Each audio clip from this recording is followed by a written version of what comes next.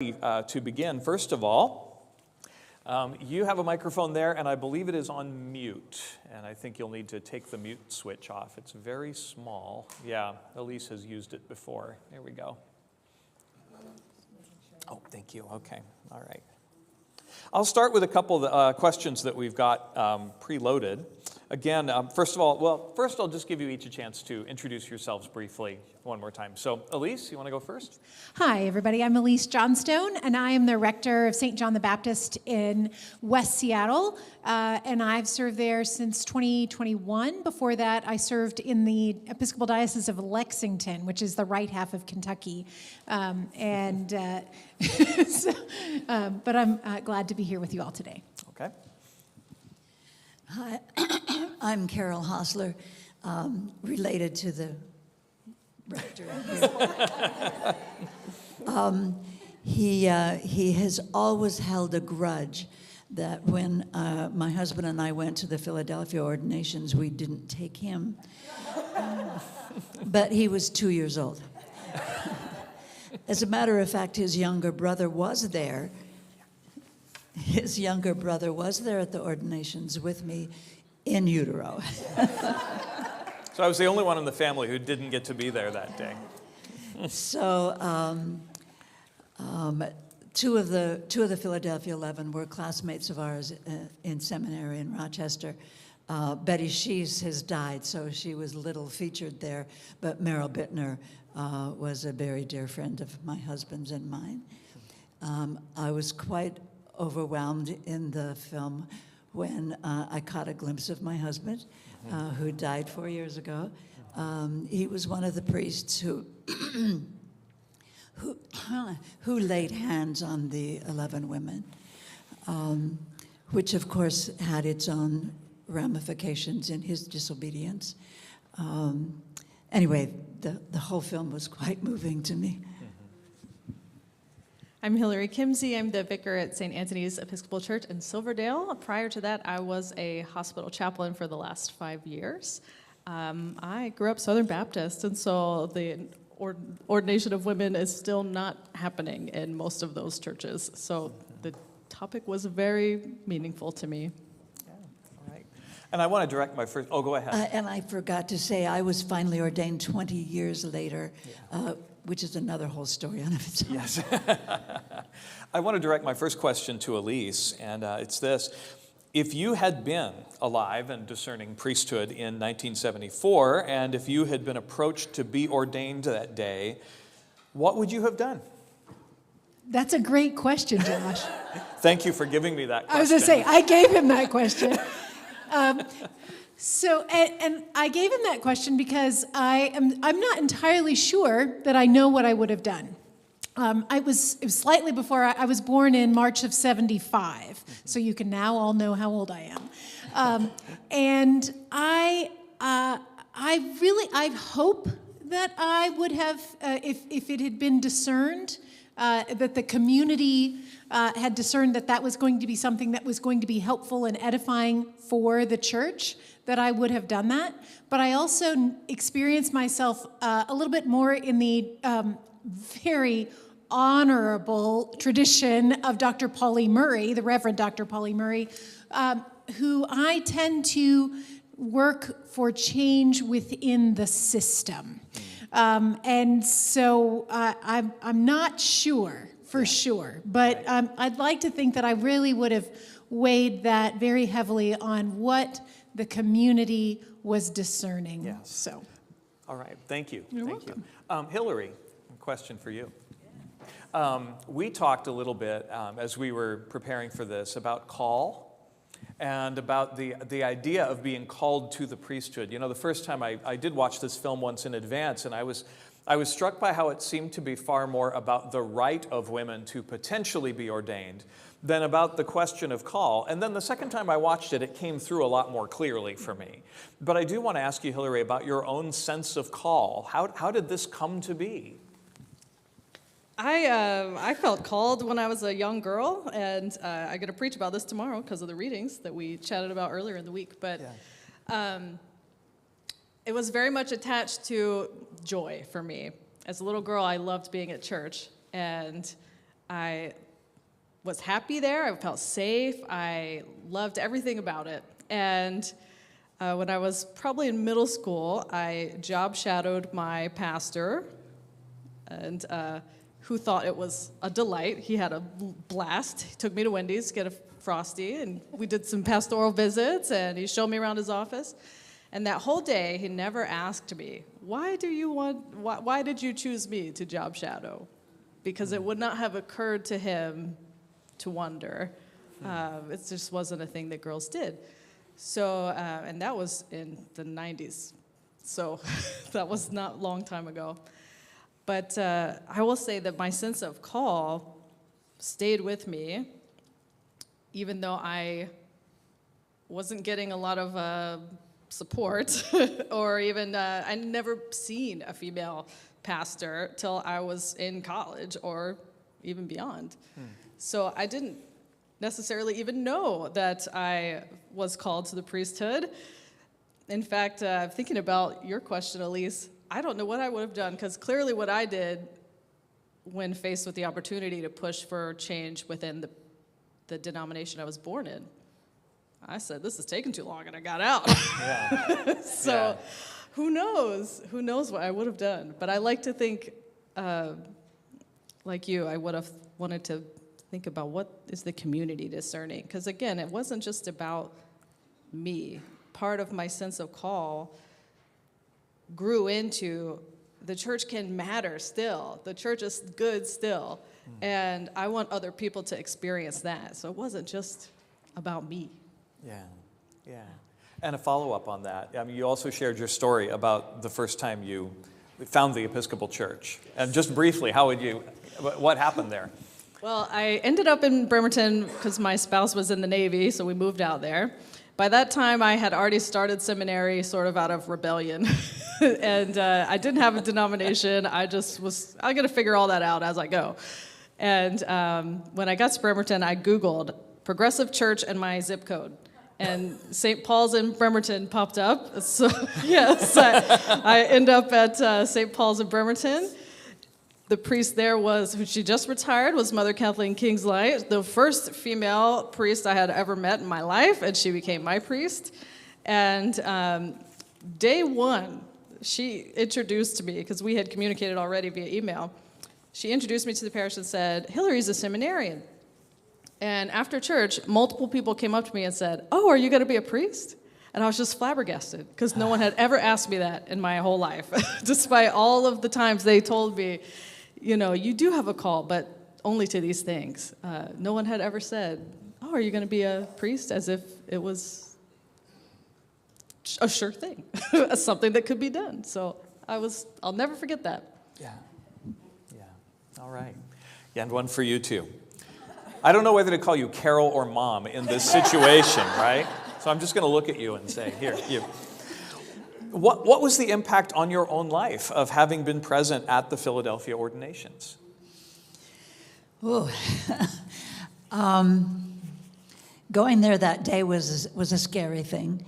We had only heard about it. We lived in Scranton, Pennsylvania at the time, and had only heard about it short time before. As you picked up, it was to be secret, but the word got out and the grapevine was going. It wasn't like there was a poster in every church, come to Philadelphia. So it was a matter of the grapevine.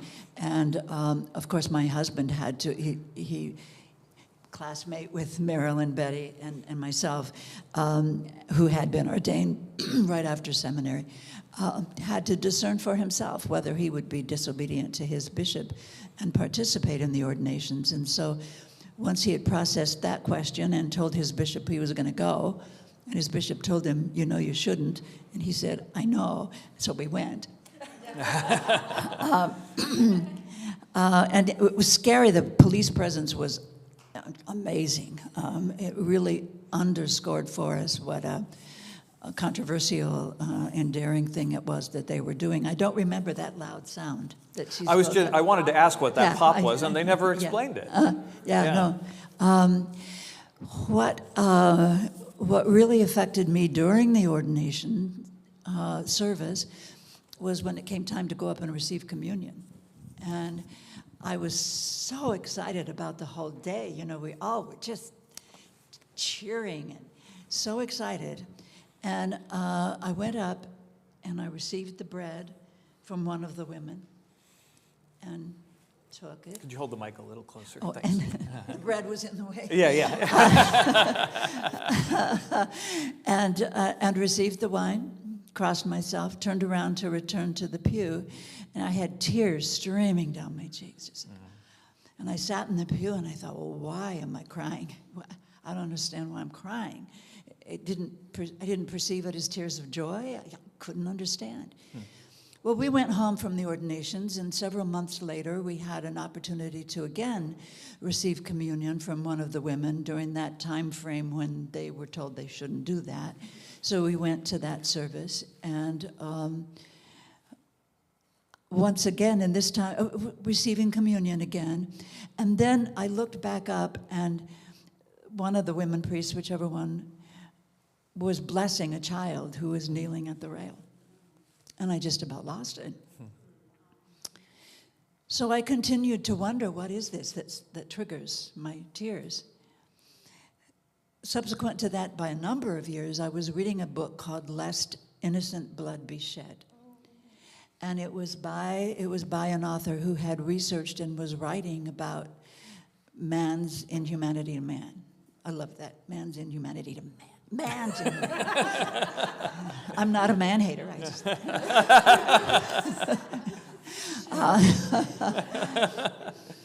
And he told about during his research, he had been studying in a library and had brushed a tear away and hadn't thought much about it.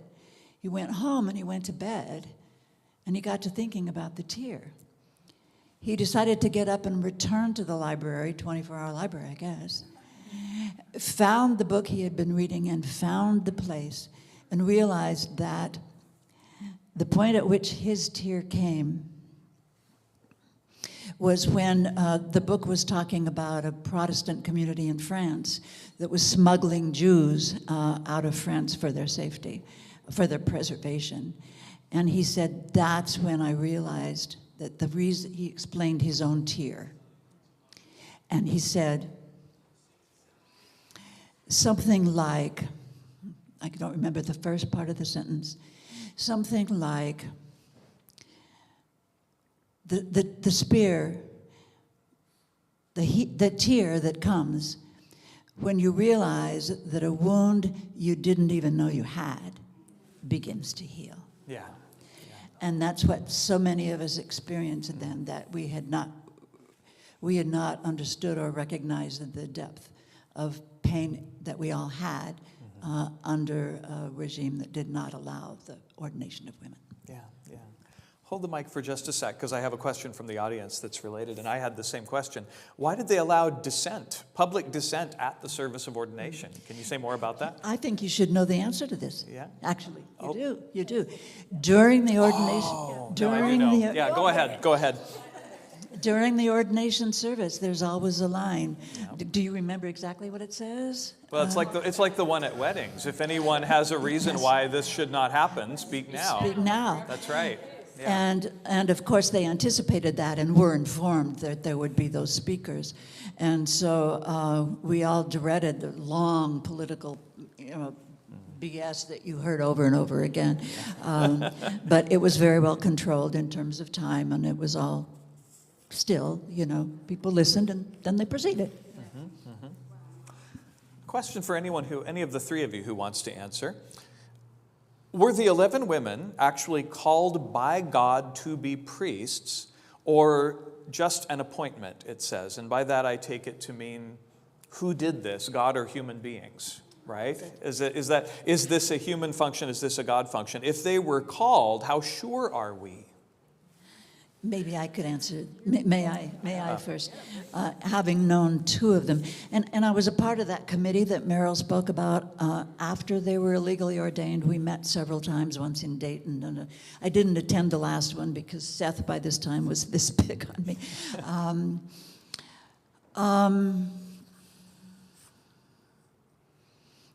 lost my train of thought.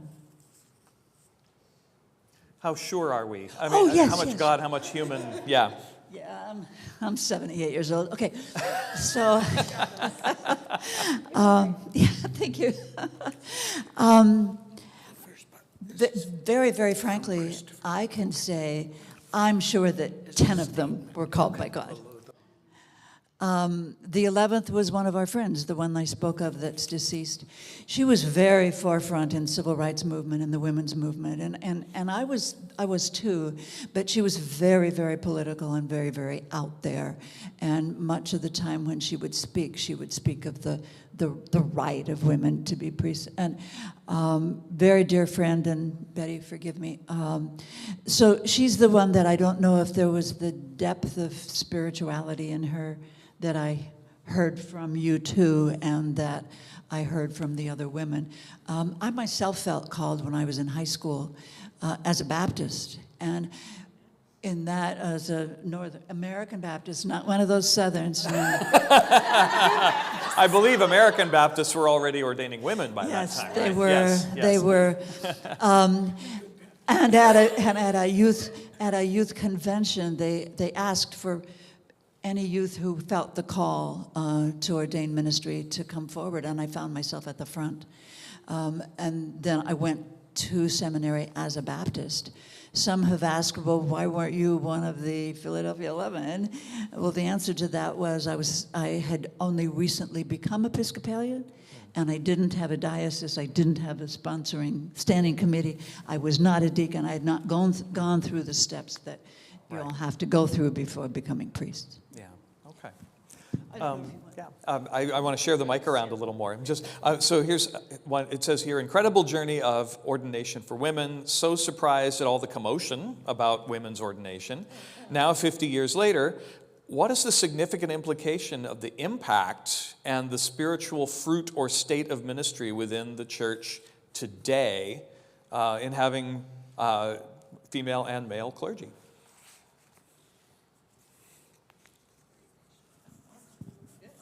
Yeah. Well, I would say that one of the big manifestations to me when I hear that question is that the priesthood, that ordained ministry in the Episcopal Church, and so I mean deacons, priests, and bishops, reflects the full embodiment of the image of God. Because we are taught that we are, each as humans, created in God's beautiful image. Yes. And so that image is now reflected, I think, in the faces of those who are ordained. So that is one of the things that really comes to mind for me. The other thing, there's like billions of things that come to mind when I think about that question. I think about the challenges of just centuries and centuries of patriarchal influence. And I feel like, I really appreciated what Carter Hayward was saying about how, well, wait a minute, are we just continuing to operate in a system that is a patriarchal system? So how can we make that different? And I thought, that's a great question, which we're all going to continue to ask for another bazillion years. Yeah. But the other comment that I would make about this is that I feel that I'm very blessed to have excellent male colleagues like Josh. Like Josh. And other male colleagues as well. And I believe that having the ministry that has both women and men and non-binary people helps people to be able to, I think, experience the holy in all different forms. Like they can see themselves. Like so I grew up. I was born into the the Johnstones have been Episcopalian since there was Episcopalian, and so I had not experienced a woman who was a priest until I was in college, and that's a longer story which I won't go into, but I would say it was a profound experience for me. I think that tear really sums it up well, and that's a great book. The first time I ever received Eucharist from a woman was when I was in discernment for holy orders. And it was a profound experience, which I can still remember. So, All right. I'll stop Thank you. talking. Yeah, no, that's fine. I mean, my gosh. Before anything else, I want to ask if there are folks who have my cell phone number who can take pictures, please do, because the filmmakers did want us to take lots and lots of pictures, and I am just remembering that in this moment. So, we now proceed. Yes, thank you. Thank you, Laura. Laura is on it. Laura's on it. So many more questions here. So in what way is a straight white male priest different from a gay woman priest or a black straight woman priest? Does it matter? That's what the question says. I think it goes back to what Elise What was you just saying. said, right? Yeah, I'm realizing this. If I may, go ahead, Hillary. Yes, you first. You first, yes. I'm not a professional interviewer. That's okay. Yeah. I was going to say, it goes back to what Elise said about being able to see the holy in everybody. If we are limiting who is in the priesthood and who we imagine to be in the priesthood, are we also then limiting who we believe God to be? Yeah. And we heard that in the film over and over. God is a father. God is only Father. And so in that sense, it does matter because each of us are individual people with our own gifts and our identities impact our stories. Yes. So yeah, it matters that, some are male, some are female, some are non-binary, some are white, some are people of color. It matters because our stories are different. Our experiences of the world are different. Thank you. I've been ordained for 10 years, and I notice one thing I did not expect is that I know that I can't be a priest to some people in the way they need me to be because I'm a man. Mm-hmm. That's just the way it is. Yep. Yeah. Good father, sir. May I be outrageous? Well, I can hardly control that. Wow. During that window of time between the time that they were ordained and the time that General Convention passed it, I mentioned the committee that I was on, and also a part of a speaker's bureau that a number of us would go out to any church to which we were invited to discuss this matter. And one time, one man said to me, well, to be honest with you, I just can't imagine a pregnant priest. And fortunately, I was not outrageous in the moment. But now I am going to be outrageous. Prepare yourself.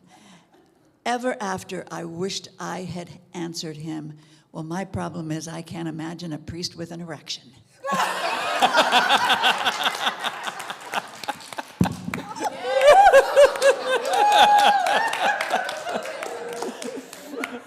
Very good. Yes, exactly. Well, I think we got that question.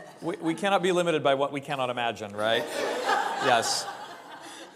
Okay, another one for you. For you, Carol, because a lot of these are directed to you. How does it feel? Okay, a little background on this one. Some of you saw that on Facebook, where we were advertising this upcoming film, there were some comments on the promotion of this film, and we had a troll there who at least has been an Episcopalian in our diocese, and I know exactly which congregation from what his comments were. How does it feel all of these years later to be called priestette and to be demeaned on social media regarding this movie screening? Is it something you expect? And do you ever expect a day when this does not happen?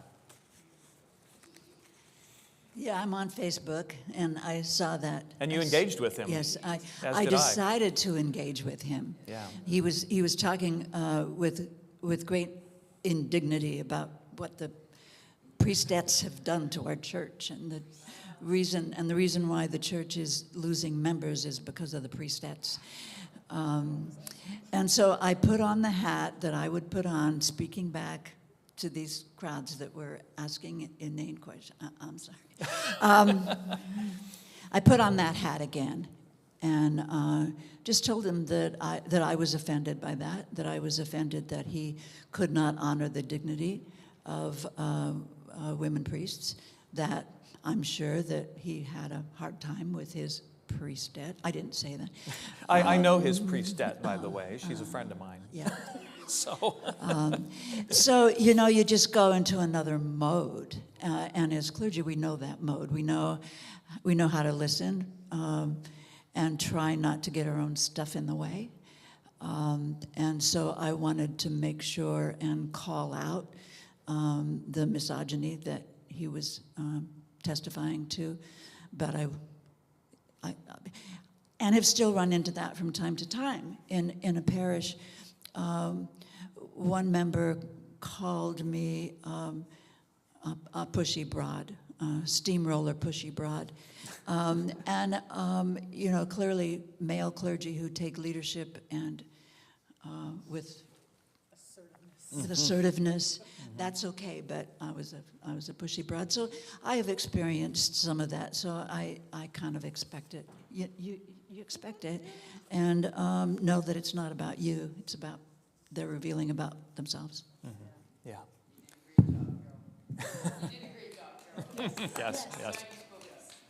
Well, what's that?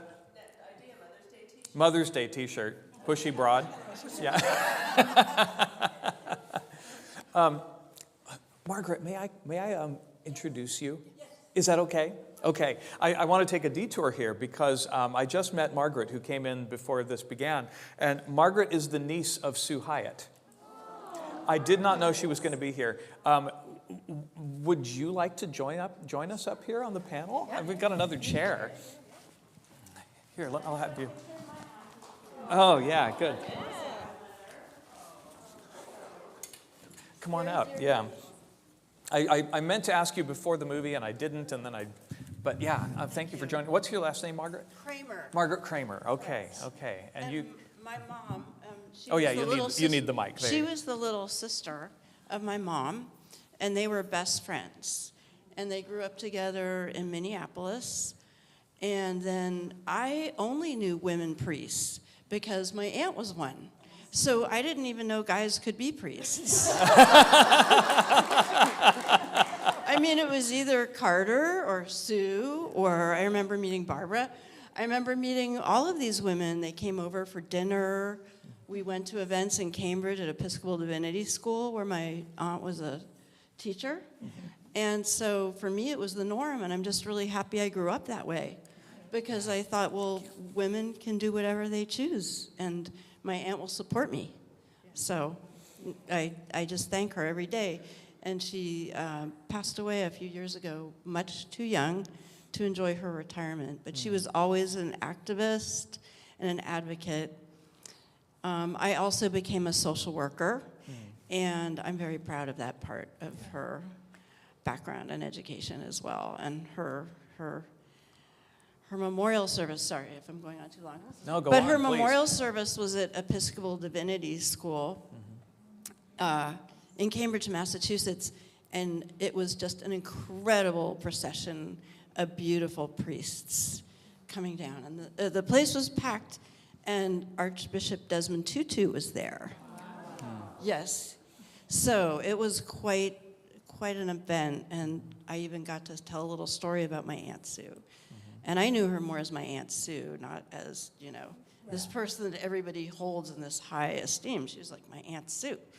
So anyway, but I was so happy to see that I could get to this movie because I live in Seattle, and I saw it posted, and I said, I've got to see that movie. I'm so glad. So I'm really glad I was able to see it, and I'd love to share it around more. So. She's the one who said thank you, right? Yes.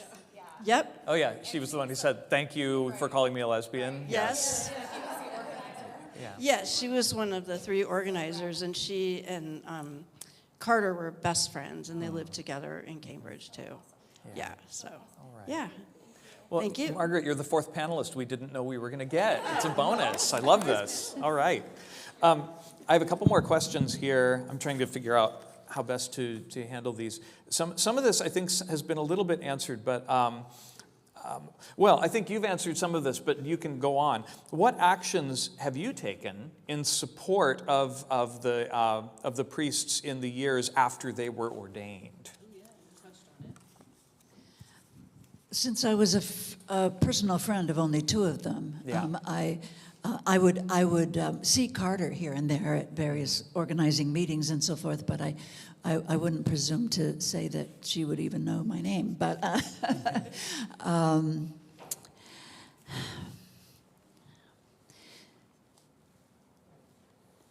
I, of course, attended all the services on the East Coast that I could, where the women were being disobedient. When my husband and I,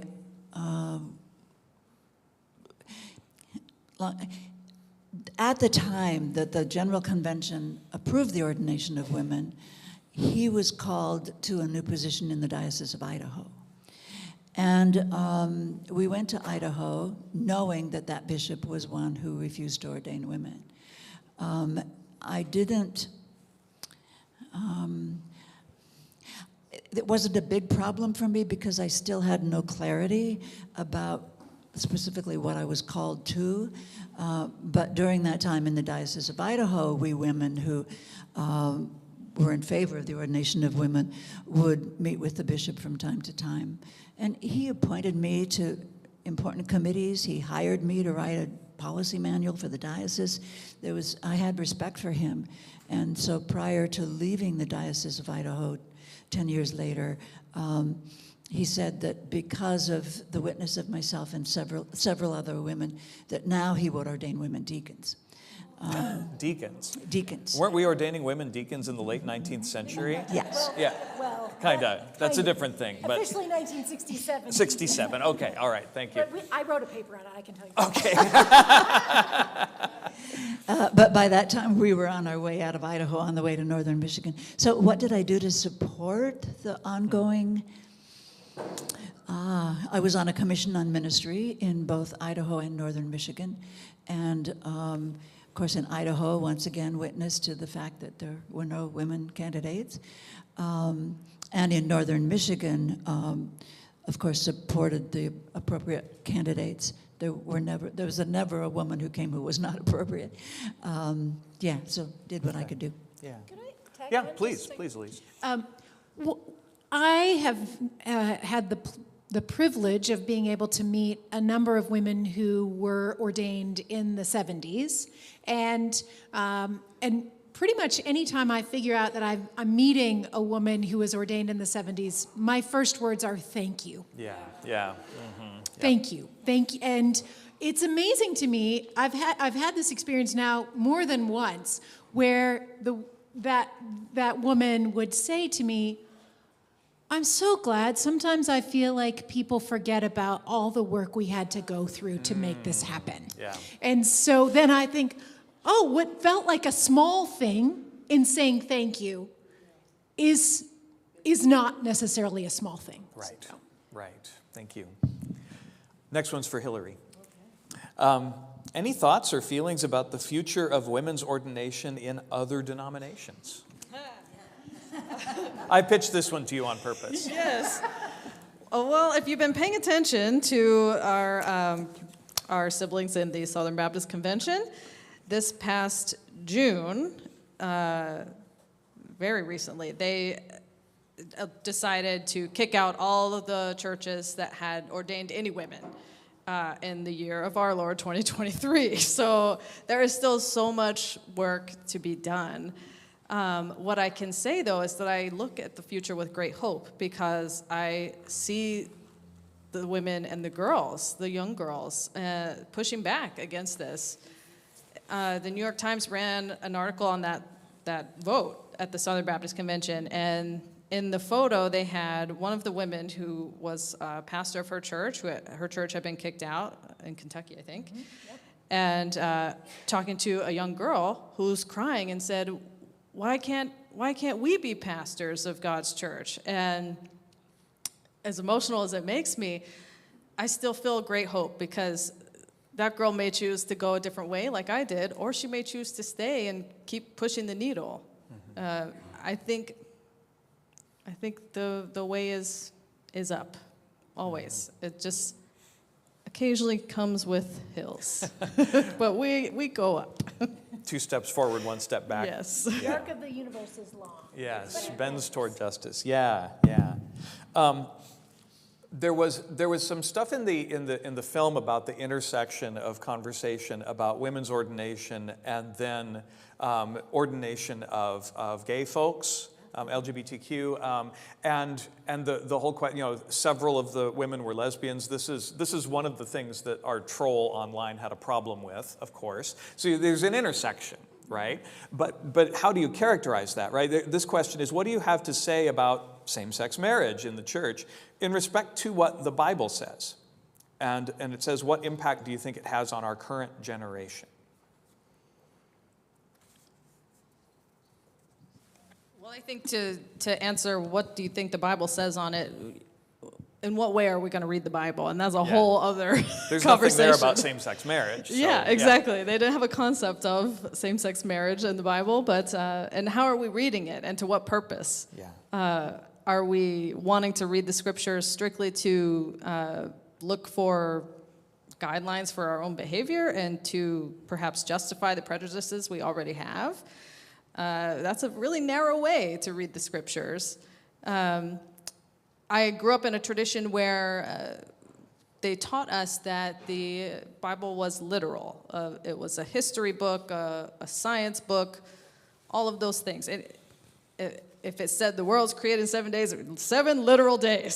So I find that to be a small way to read the Bible, just a small lens. And when you place the text in its history and its original language, and there's so much beauty and poetry and context and genre, it's so much bigger than we would make it if we want to use it as a way to prescribe things. Mm-hmm. Does that make sense? Sure. Yeah. Sure. So I don't know if I can tackle that whole question. I'm just saying, it's bigger. It's bigger. It's bigger than that. Bigger than that. Yeah. Thank you. Do you have more, Jim? But it does intersect. Yeah. It does intersect. I'm having fun. We've gone longer than I anticipated we would. Is that okay? Okay. All right. Yeah.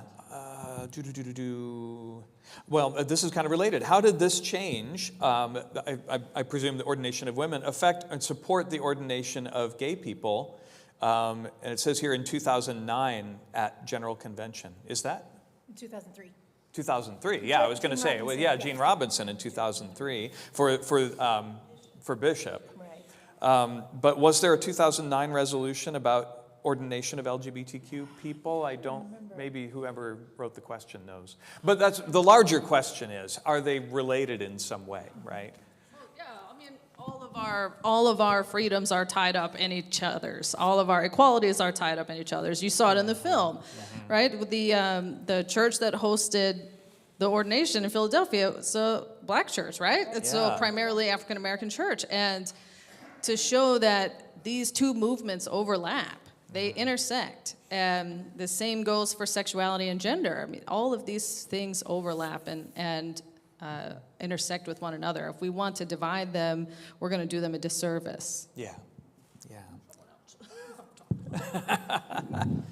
And I just might add that it seems to me, having been in college, civil rights movement, and then the rise of the feminist movement of that time, and the cover of Ms. Magazine back in the day was the picture of Carter, and I think Sue was there with the gold chasubles. That was on the cover of Ms. Magazine. It seems to me that in each of those movements we're called to step back, take some blinders off, take a broader view. And so the ordination of women, okay, step back farther. Broaden your view, peel off some more blinders. And I feel the same way about LGBTQ issues and so forth, is that, okay, step back again. You can do this. Step back again. God continues, I believe God continues to reveal to us the kind of human beings God created. And so stepping back is an important call. Yeah, okay, all right. What are you doing now to promote or recognize women priests and to encourage ordination? I think by just existing. By just existing is a suggested answer to this question. That's a start, isn't it? Do you mind if I? Yeah, go for it. Okay.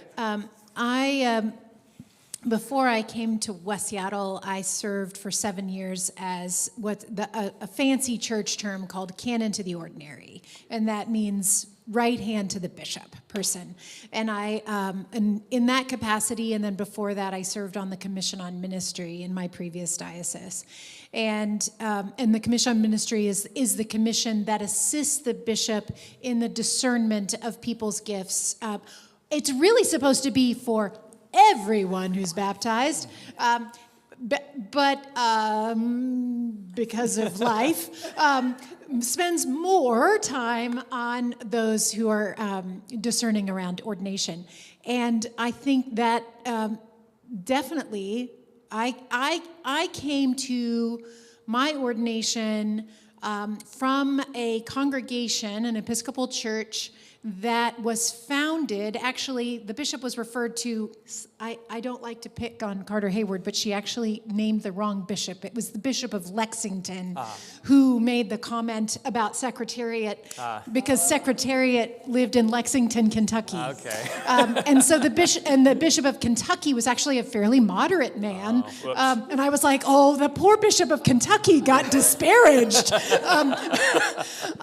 But that Bishop of Lexington was adamantly opposed to the ordination of women, adamantly. He actually helped to found the Evangelical Catholic Mission in 1976, which was an arm of the Episcopal Church, absolutely opposed to the ordination of women.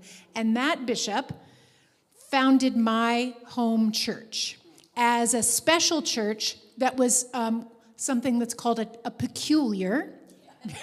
And that's a literal term that means outside the bounds of the diocese. And so he founded it so it could be a bastion against having to have ordained women there. He also didn't like the new prayer book, but that's another story for another day. That didn't even come up. I was surprised. I know. I was like, there was a lot going on in 70, 73, and 76. And this particular church, which I love, and my parents are still there, my grandmother is still there. When I started to discern a call, and my priest was actually very supportive of this, I said, these people will not support me. He said, just give them a chance. I said, this church was founded to be protected from the ordination of women. And he said, give the people a chance. And they supported me without question. So, every little step of the way, we just keep supporting women. So It's about real people, isn't it? It's not about the idea of women being ordained. It's about specific women. And specific folks in all of these situations. We saw that there, right? Let the lay people exercise their baptismal work in calling forth the people who should be ordained. Yeah, good. I mean, it was sort of a joke, but I think it's real. The being visible, just existing, is part of how we support other women being in ministry and other queer people. We're still having firsts, for example. So I've just accepted my call to my current church, and I'm their first female priest. I mean, so as long as we're having firsts, it's still a big deal. Yeah, thank you. I saw a couple hands. I want to honor the questions. First, I saw yours, not Joshua, but behind you. Yeah. Yeah, I was the one who asked the question about basically getting at how did the ordination of women have an influence over the ordination of gay people, and was that, I'm assuming, it had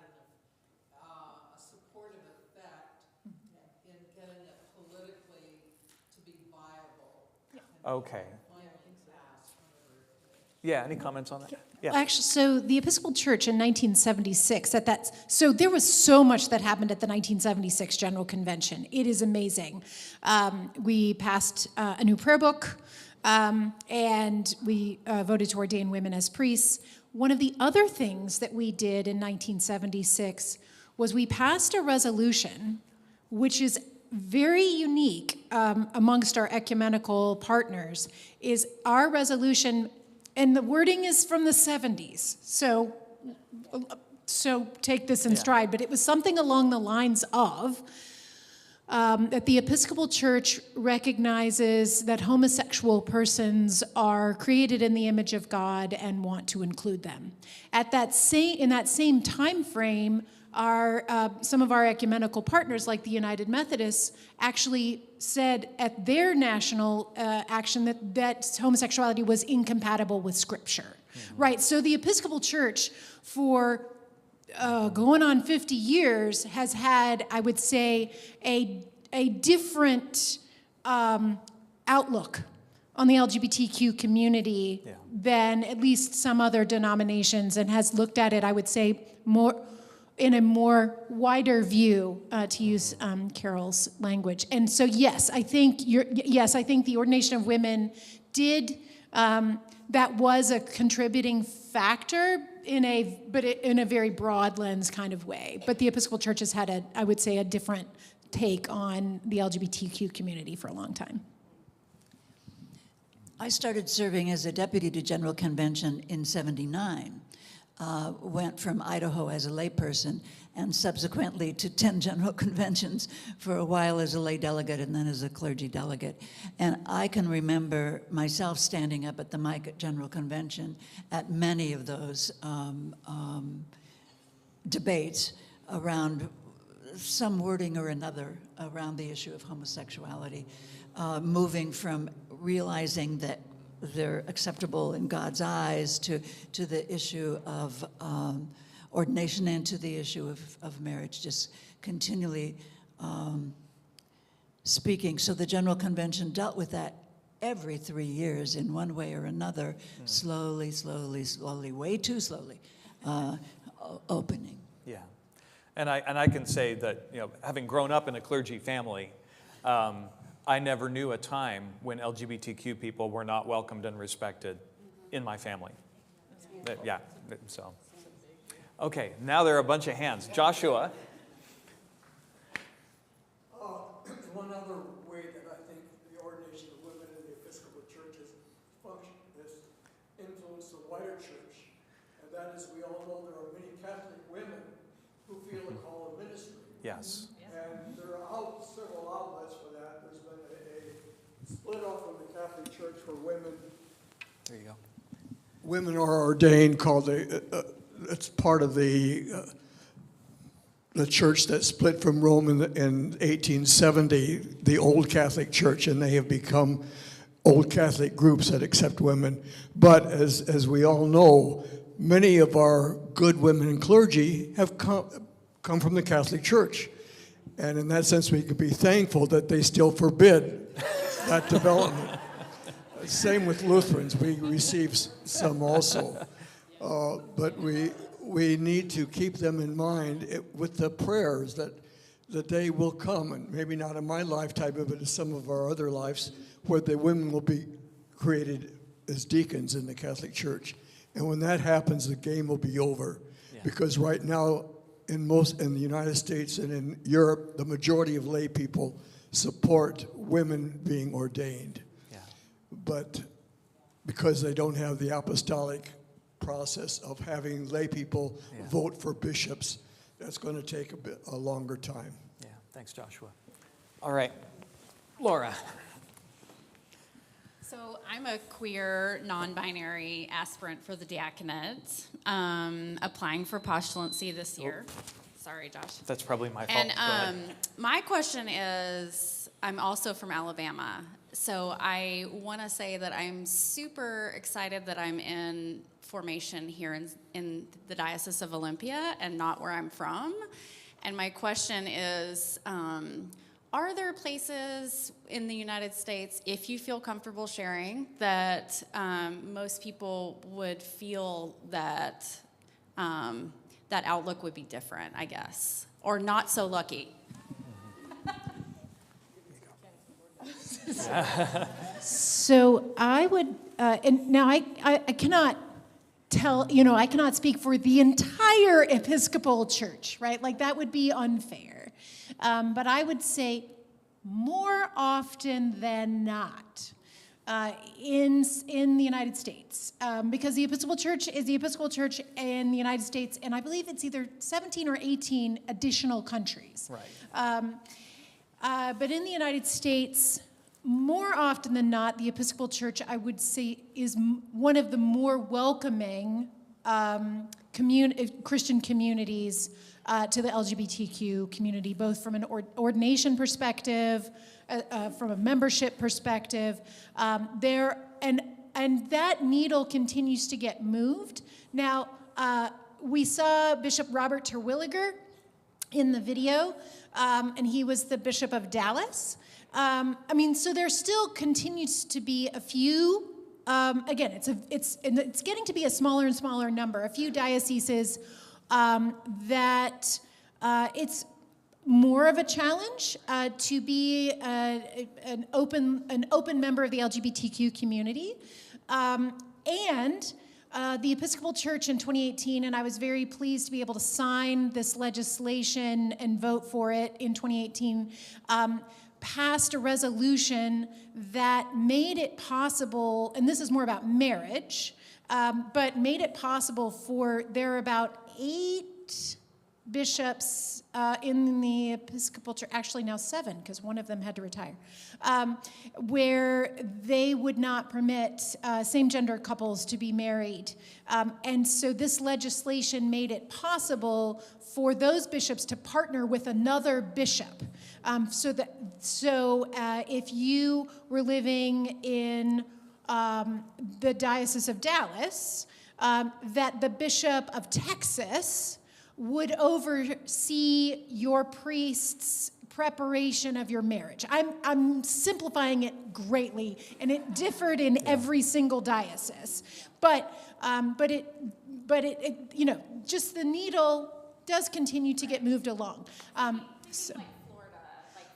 But do remember that there are multiple dioceses in Florida, right? Yeah. So the Diocese of Southeast Florida is a very liberal place. Right.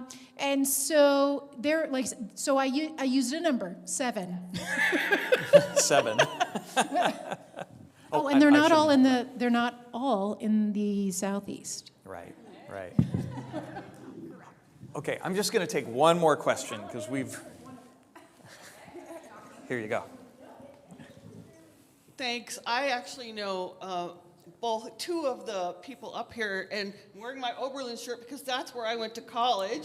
So yay for me, right? No, but I've had some very significant experiences of my life in Christ Church that they showed in there, so I thought that was really, really cool. But the reason I stood up is that I wasn't making a joke when I said you guys are existing, because you've devoted your professional lives and your personal lives in many, many ways to being priests. And the other reason I got up is because sometimes I think women are asked to do all the work.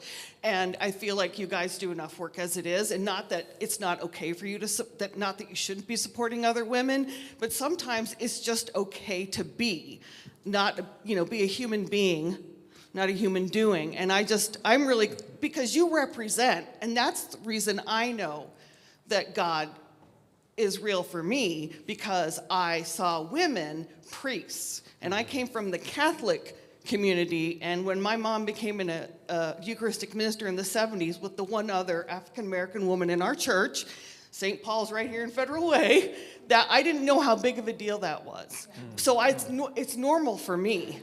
And I remember the first time I had a female priest was in the Episcopal Church, and it was very emotional for me every single time I took communion from her. Yeah. So, you're enough. Thank you. And I'm going to call it. This has been wonderful. We have some food. We have snacks. Stick around. Continue the conversation informally. And I just want one more hand for our panelists today. And for Margaret, thank you for being with us, Margaret. I'm sure you have many more stories for us. Yeah. Oh, and there's Sue. Okay. She did your wedding. Oh, that's really neat. So thank you all for being here tonight. I'm sure that this will be eventually available for general video release at some point, and I'll be eager to see it again then. Yeah.